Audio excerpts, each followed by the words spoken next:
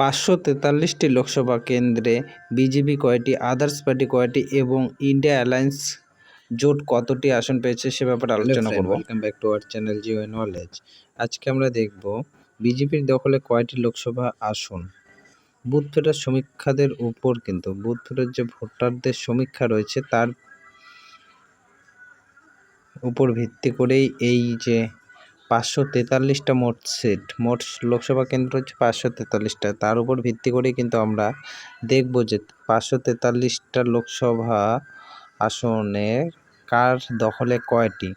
BJP মানে NDA জোট এবং আইএনডিএ অ্যালায়েন্স যে আছে সেটা জোট এবং আদার্সের যে পার্টি আছে তাদের মধ্যে। তো আমরা দেখো যে মেগা অপিনিয়ন পোল 543টা, টোটাল সিট সংখ্যা হচ্ছে 543টি। NDA I N D A alliance, India alliance এবং আদার্স যে পার্টি রয়েছে কার দখলে কয়টি। CPM, Trinamool Congress, BJP, BSP সবগুলোর দখলে দেখব যে কার দখলে কয়টি লোকসভা কেন্দ্রের যে আসন রয়েছে কার সাথে কয়টি রয়েছে।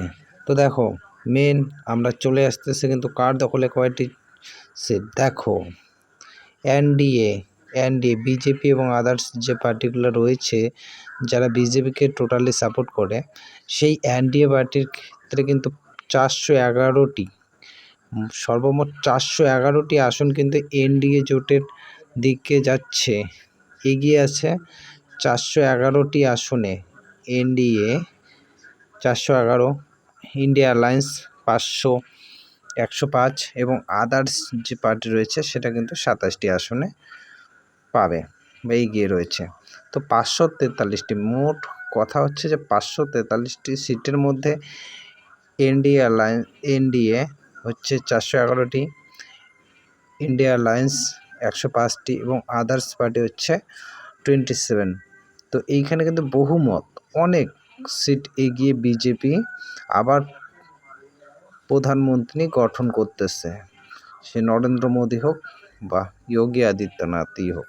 প্রধানমন্ত্রী কিন্তু হচ্ছে বিজেপি থেকে, বিজেপির লোকসভা কেন্দ্রে কিন্তু সব থেকে এগিয়ে 411টি। এখনকার অপিনিয়ন পোল অনুসারে 411টি আসন কিন্তু বিজেপির ক্ষেত্রে চলে যাচ্ছে।